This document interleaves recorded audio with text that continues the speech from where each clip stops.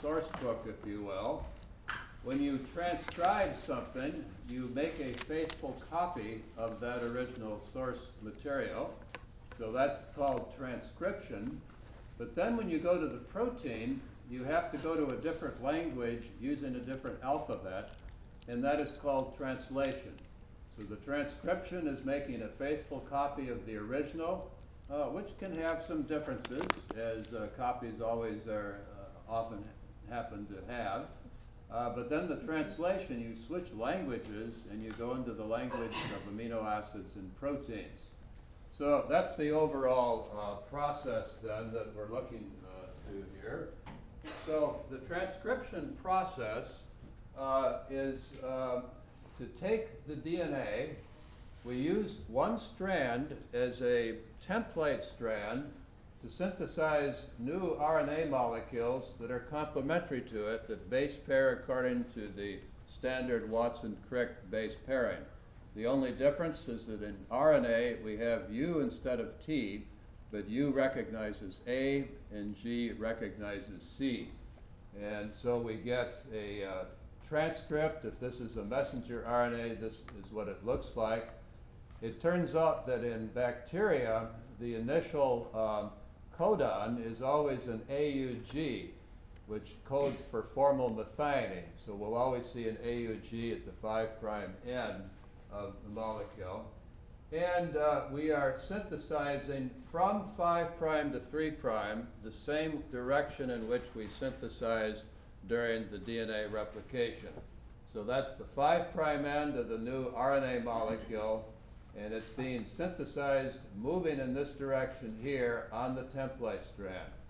The other strand of the DNA we call the coding strand. It will have the same sequence as the messenger RNA, except with the substitution of U for T. So that's how that's going to look. The chemistry here for the formation of the new phosphodiester bonds is identical to the DNA replication process. We have a 3' OH on this end of the growing RNA molecule. That's the growing end up here. This is the template DNA. A new base comes in, a new nucleotide comes in which we correctly recognize the base pairing here. If this were a U, that would be an A. So it selects the correct one. There's an interesting thing about this error rate here. The error rate, there is no proofreading in the RNA polymerase enzyme. It only has the straightforward polymerase activity. So its error rate is 1 in 10 to the 4th. But it's not so bad, because an error in a messenger RNA is going to give rise to a few bad proteins, but it will not be transmitted during cell division. And so a error rate of 10 to the 4th, 1 in 10 to the 4th, is acceptable for the transcription process. So we bring in the correct nucleotide, recognizing the correct base here. This nucleotide has a triphosphate group. The 3' OH attacks the first phosphate, breaking that bond, releasing pyrophosphate, which is then hydrolyzed to 2 phosphates, and forming this new phosphodiester bond. So this is the identical chemistry to what we saw in the DNA polymerase. Okay, this is just an X-ray crystal structure of the RNA polymerase enzyme. This is one from bacteria.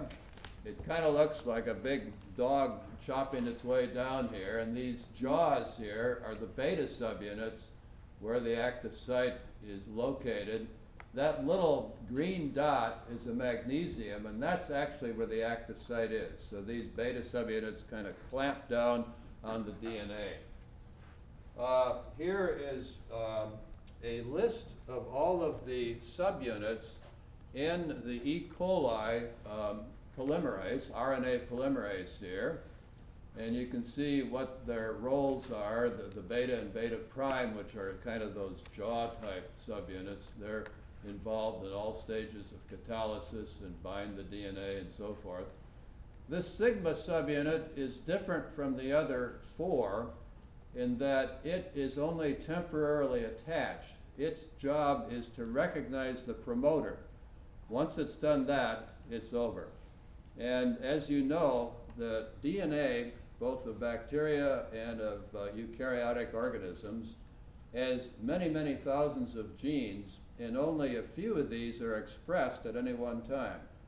And so the promoter is the region on the DNA to which the transcription is guided and starts the transcription process. So that sigma is a bit different than the others. Now, in the bacteria, this is what the promoter region looks like. These are sections of DNA, and this is where the transcription would start. This would be the beginning of the new messenger RNA molecule. Upstream from that, in regions that are not going to be transcribed, there's a little box here colored yellow that's called a Pribnow box, and it is rich in T's and A's. These different rows here correspond to different genes on the DNA chromosome of E. coli, and they have somewhat different sequences in this box, but they're all rich in T's and A's. So we have what we call a consensus sequence, which says most of them are about like that. They're not identical to that, but they're similar to that. We have another region, which is, as you can see, 35 base pairs upstream, that is also recognized as the promoter, and it has sort of a consensus sequence which is done here. So this region here is what guides the RNA polymerase to the promoter to begin transcription of that particular gene. We have to have that guiding, and the recognition is achieved between the protein, specifically the sigma factor of the RNA polymerase, and the DNA. So here we have this recognition between a protein and specific nucleotide sequences on the DNA. And the structure of this complex has been determined. The blue part is the main part of the RNA polymerase. The sigma subunits are colored orange here, and the part of the DNA that is in this promoter region is shown here with the helical structure. Here is that Pribnow box, 10 base pairs upstream. It's binding to the sigma subunit there. Here we have the element that's 35 base pairs upstream, and it's binding to a sigma subunit over there. That is what allows the molecule to recognize the DNA promoter in preparation for the synthesis process. What part is the promoter? The promoter is going back to the DNA. The promoter would include this whole region, the Pribnow box, and this other feature, 35 base pairs upstream. So that whole thing is the promoter. This is where the synthesis actually begins of the new RNA. Okay, now here's a cartoon of how all this takes place. We have the promoter colored here in gray, and the red is the template strand, the blue is the coding strand here. And we assemble the RNA polymerase with all 4 of its other subunits together with this sigma subunit. It is the sigma subunit that recognizes the promoter that's in gray. And then we pull apart part of the DNA molecule to expose this template strand, and then we begin synthesizing the RNA at that beginning site that I showed on the previous slide, and the new RNA is colored green here in this particular color scheme, okay?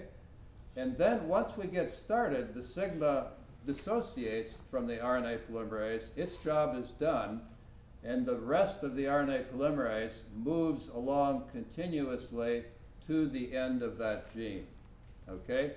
So it's just continuous synthesis to the end of the gene. There's no such thing as lagging and leading strands here. It's all one continuous thing using this template strand as the template for the new RNA molecule. So that's how that thing works.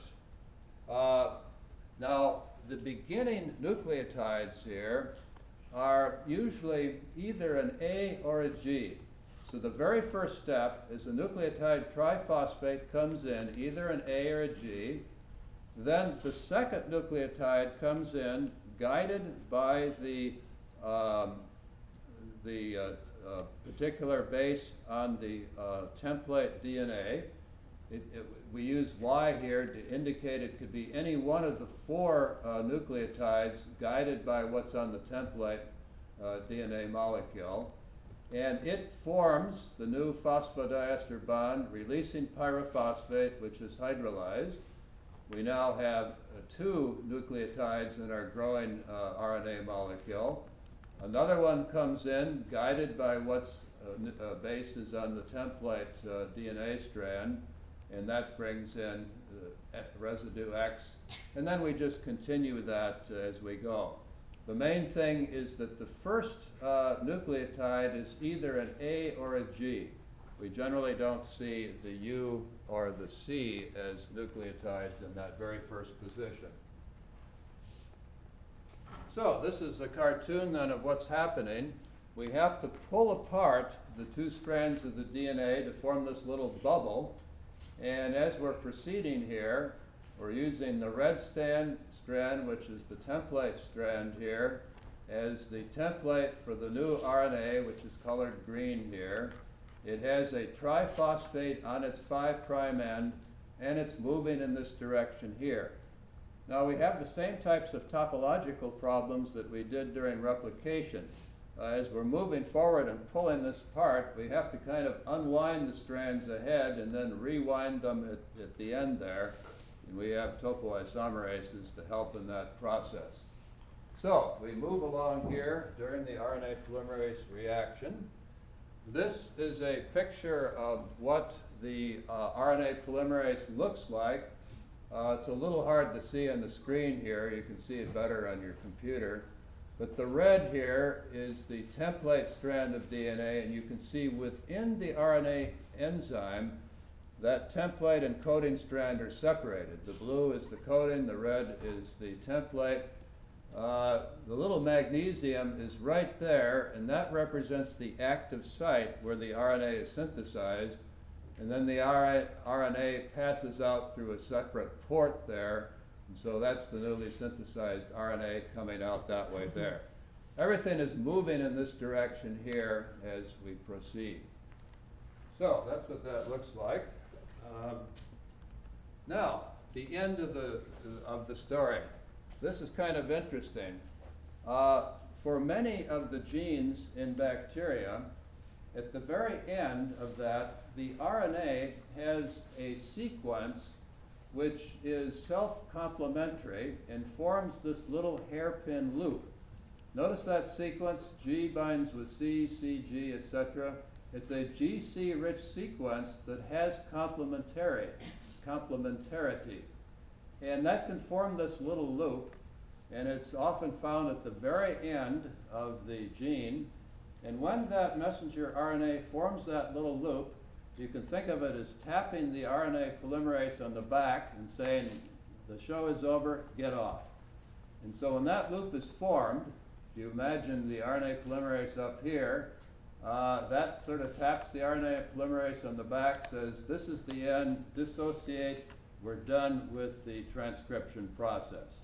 And so many of the genes in the E. coli are terminated by this method, having this specific sequence, which is a terminator type of sequence that forms these little hairpin loops. Another mechanism that occurs for some genes is that there is another protein called the Rho protein, and it binds to the growing RNA polymerase, and it recognizes some sequences at the very end of the gene here, and it triggers the dissociation of the RNA from the polymerase and the end of the transcription process. So we have these two mechanisms for termination, one by these little hairpin loops, and a second involving this Rho protein that recognizes the termination site. Okay, now I'd like to talk briefly about regulation.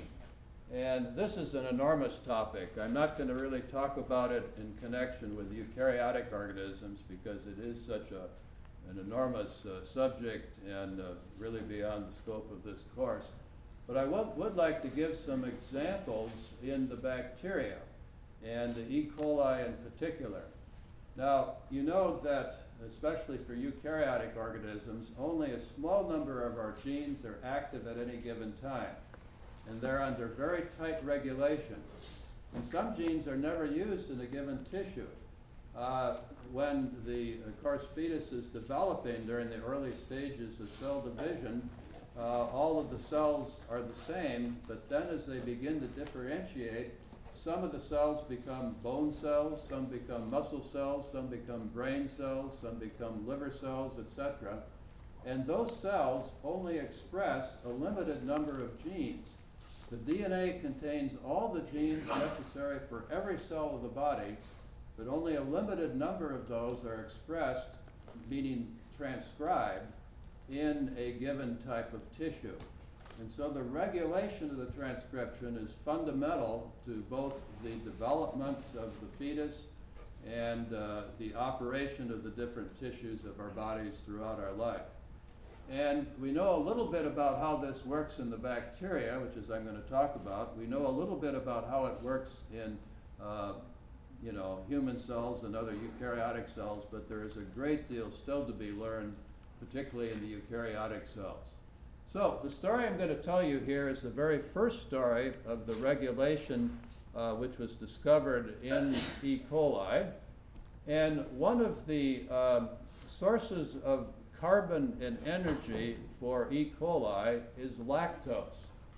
And to kind of explain what's going on here, let me just write a little bit of stuff on the board. The bacteria can use alternative sources of carbon and energy. Their preferred source is glucose, but if that's not available, they can use lactose, which is a disaccharide, which can provide both carbon and energy as a carbohydrate. And you can see here that one of the first stages in the use of lactose as a carbon and energy source is to take the lactose disaccharide, which you see here, hydrolyze that glycosidic bond into galactose and glucose. And that is carried out by the enzyme beta-galactosidase. It's basically a hydrolysis reaction of the glycosidic bond. It turns out that there are two other enzymes that are involved in the utilization of lactose as well. One is a permease that allows the lactose to cross the cell membrane and be taken up into the cell, and another one has another specific function. And one of the, let me just get to this before I talk about that. If you don't have glucose, if you do have glucose, it uses glucose, no beta-galactosidase is made. But if you don't have glucose and you have no lactose, the beta-galactosidase activity is not made at all. If you add the lactose, you start to make this beta-galactosidase enzyme, meaning you transcribe the gene coding for that enzyme. If you then remove the lactose, you stop producing the beta-galactosidase. So this molecule is sensitive to the concentration of lactose in the cell. And that's what turns on and turns off the transcription process. Now, it was discovered that 3 different genes are turned off and turned on at the same time in E. coli, and they're called the ZY and the A gene. One of these is the beta-galactosidase, one is the permease, one is the transacetylase gene. They're all in a similar region on the DNA, which is called the operon. This is something that is not found in eukaryotes. We only have single genes separately regulated in eukaryotes, but in the bacteria, we can have groups of genes that are regulated and transcribed together. So this whole thing is called the lactose operon, or the lac operon for short. It consists of the Z gene, the Y gene, and the A gene, each of which codes for proteins required for lactose utilization. There is a promoter here of the type that we talked about just a few slides ago, but in addition there is an operator that regulates the transcription of this operon. There's also an I gene that codes for something that is called a repressor. Okay, let's see how this thing operates on the next slide here. I'm assuming now that there is no glucose. So let me wipe that out. That gets into the story a little bit later. There's no glucose at all here. If we have no lactose either, this is what's going to happen. If there's no lactose, this I gene makes something called the repressor, which is that little thing, that pink blob that's a dimer, as you can see there. The repressor binds to the operator, which is on the DNA. The operator is on the DNA. And by binding to that operator, it physically prevents the movement of the RNA polymerase past the promoter. It's just like a block, okay?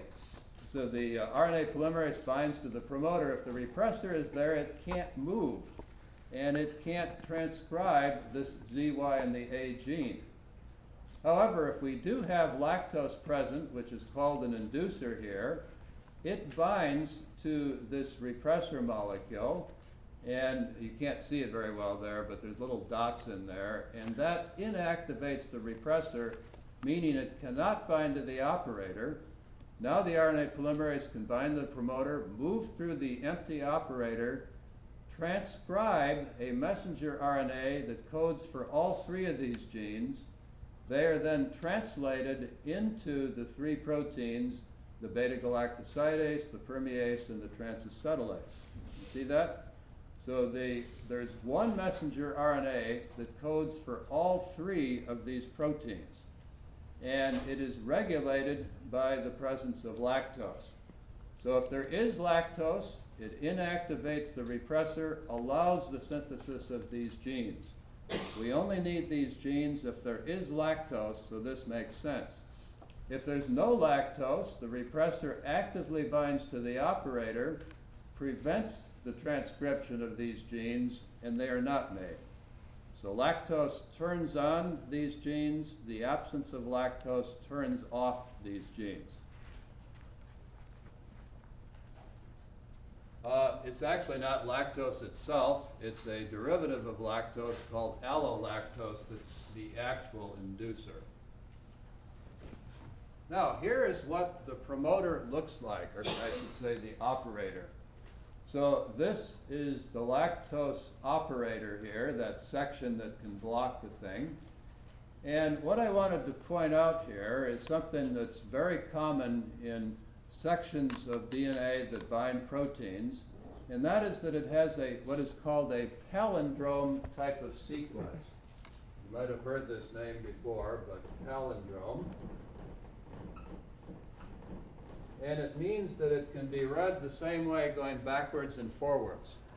And in this particular context, if you see right there, there is a center of symmetry where that little football is located there. And that section on this strand is read AATTGT, but on this strand up here, in the opposite strand, it's also read the same way, AATTGT. So everything in pink there is a palindrome, and we have a center of symmetry right there in the middle. The ones that are not in pink don't have quite that palindrome sequence. The reason this palindrome is important is because this gives us a center of symmetry, and that center of symmetry allows a dimer-shaped protein to bind to each of the two halves of that palindrome. And the repressor protein of E. coli for the lac operon has that type of dimer structure.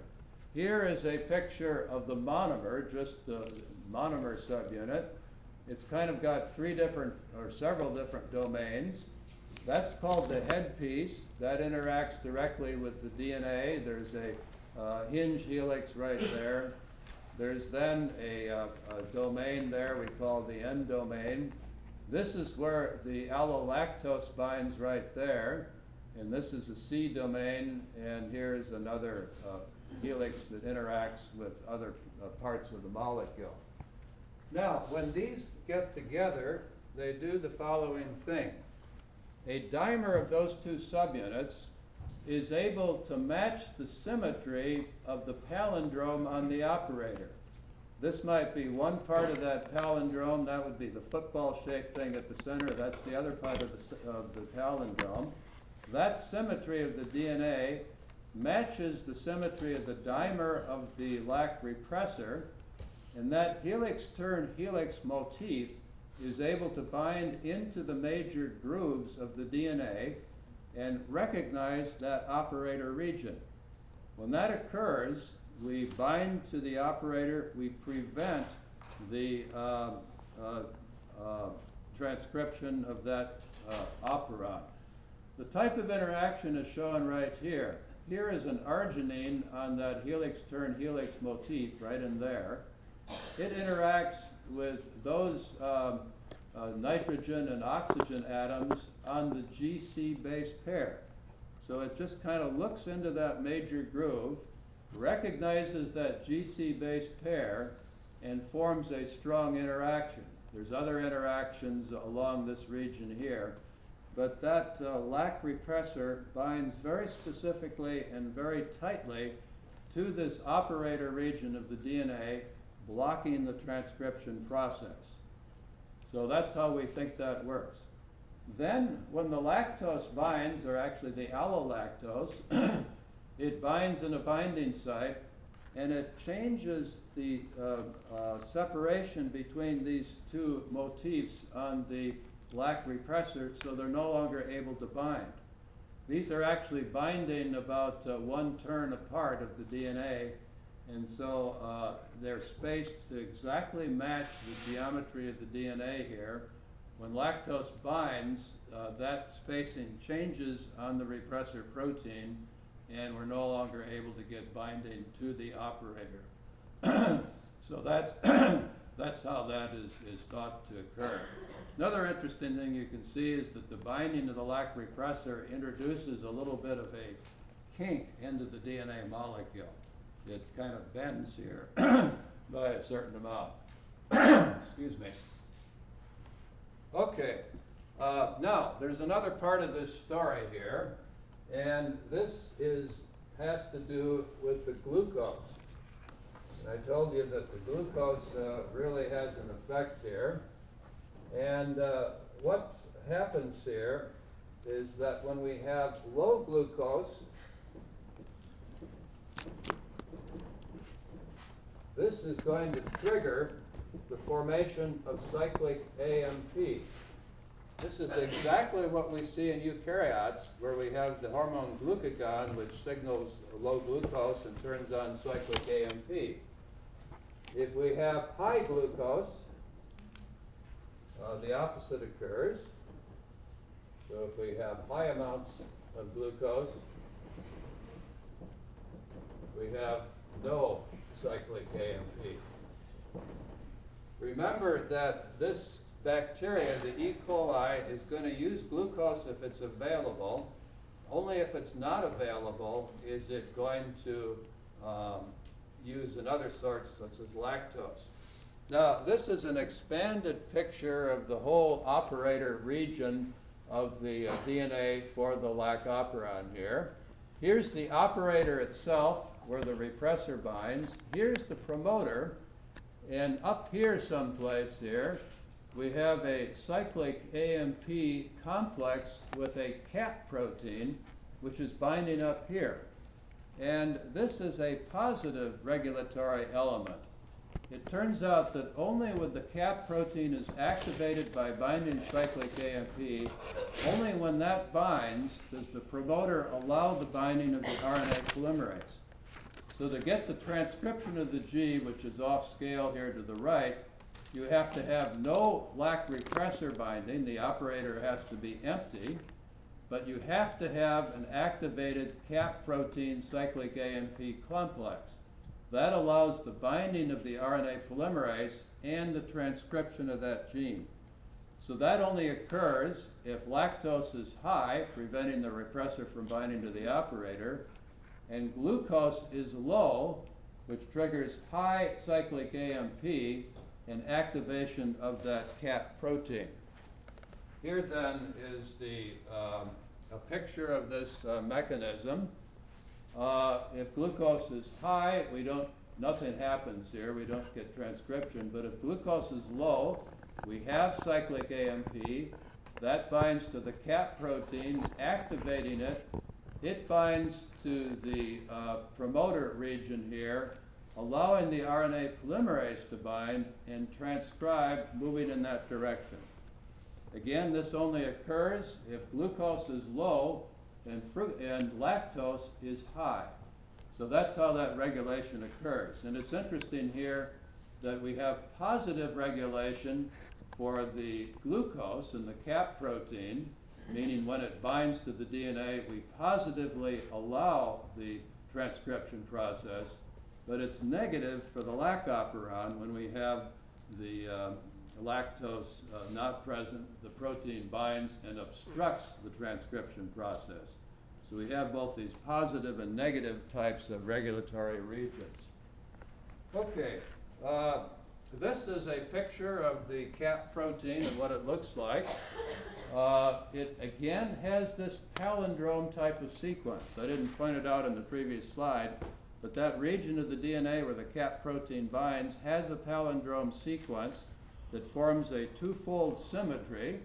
The two subunits of the CAP protein match that symmetry and allow the binding onto the DNA molecule, as you can see here. It's hard to see it in this picture, but the cyclic AMP is the little red blob that allows the correct spacing for these helix turn helix motifs to bind into the major grooves of DNA. And they're binding roughly one turn apart, and the spacing of those two motifs that actually do the binding is exactly matching the spacing of the palindrome sequences on the DNA molecule. Notice here that we also introduce a bend in the DNA, but this time it is bending towards the CAP protein, whereas if we looked at the repressor protein we had just a few slides ago, this one here, in this case the DNA is binding away from the lac repressor. So it's frequently occurring that the binding of proteins to DNA causes curvature of the DNA. Sometimes it curves away, sometimes it curves towards. So that's an interesting structural feature. So that's how the CAP protein binds. And this then is a picture in your textbook of all this might work that's a little bit more pictorial here. The CAP protein dimer binds to this region of the DNA of the promoter, allowing the binding of RNA polymerase, which then begins the transcription process.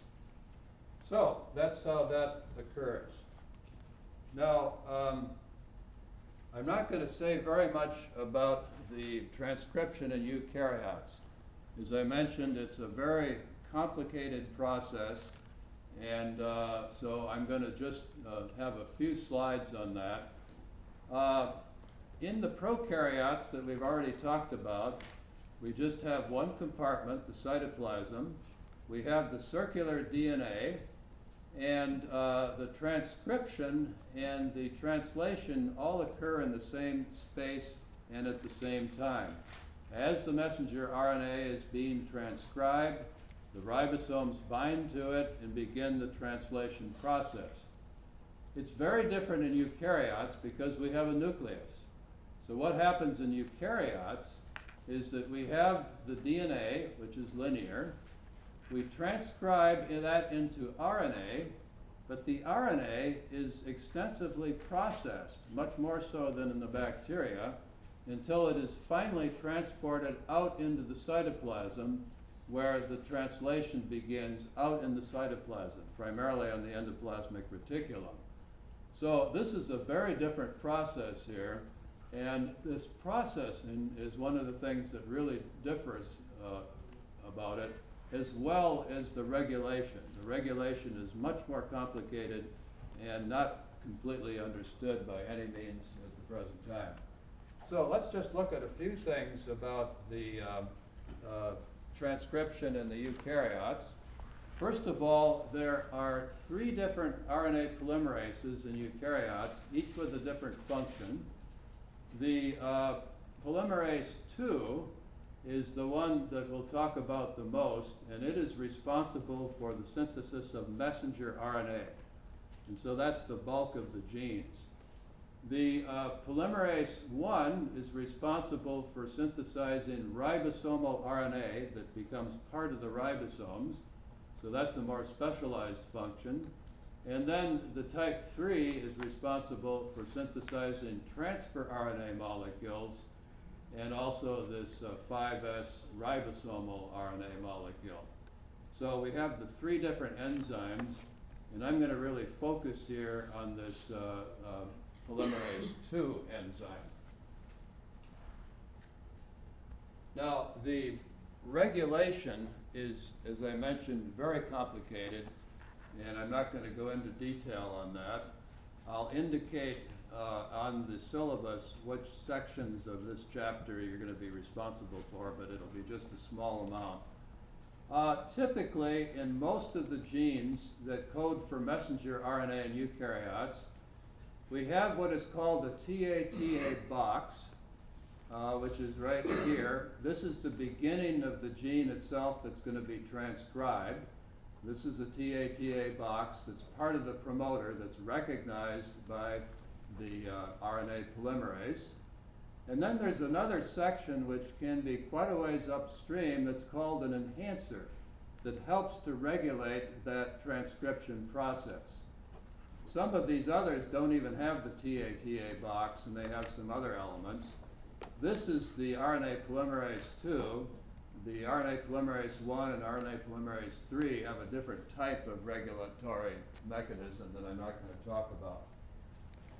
Okay, here is what this TATA box looks like. Again, it's a little bit different for all the different genes, but this is kind of a consensus sequence. So you've got a lot of TATAs and then a bunch of A's. So that's typically what that TATA box looks like in the promoter. Okay, this is what the initiation of the transcription looks like. And this looks pretty complicated. But what happens here is that we begin up here, and what we find here is that here is the DNA template strand. Here is that TATA box. There is a protein called the TBP, which stands for TATA binding protein. That recognizes that sequence and recruits other components that are involved. It first recruits a transcription factor D to bind to it, and then a transcription factor A binds, and then a B, and then a whole bunch of other stuff. Then the RNA polymerase itself binds, and we get all of these other proteins that are all called transcription factors, TF2. That means transcription factor 2 for the RNA polymerase II that synthesizes messenger RNA. So all these guys get together, allow the RNA polymerase to bind to the promoter, and then most of them fall off, and the RNA polymerase is now ready to begin its synthesis. And it's activated by the phosphorylation of its C-terminal tail. So part of what these enzymes do here is to phosphorylate that tail, and that activates the RNA polymerase, and now it's able to proceed with the transcription in that direction there. So all of these guys get together somehow to allow this transcription process to occur. And that is the mechanism. Here is a picture of the structure of this TATA binding protein. And you can see the DNA is in the middle here, and it's kind of distorted in its geometry by the binding. The gray is the TVA protein, which binds to that TA sequence. So I'm running out of batteries here, but that's what that looks like. Here then is a picture of what some of these enhancers do. So when we bind to the DNA, the RNA polymerase binds to the DNA by the mechanism I showed, but there are also other enhancer factors in the DNA to which a transcription factor can bind, and its effect is mediated over here, and there can be quite a distance here and a lot of looping of the DNA. But these mediators then signal the RNA polymerase to begin the transcription process. So they regulate the transcription process in much the same way that the LAC operator is regulated by the repressor and the cap protein. But this is a very complicated process that's by no means well understood at the present. And I think that's probably a good place. Oh yeah, one more slide. This is the RNA polymerase enzyme. This is from a eukaryote, from yeast. And this was determined by Roger Kornberg, the son of Arthur Kornberg.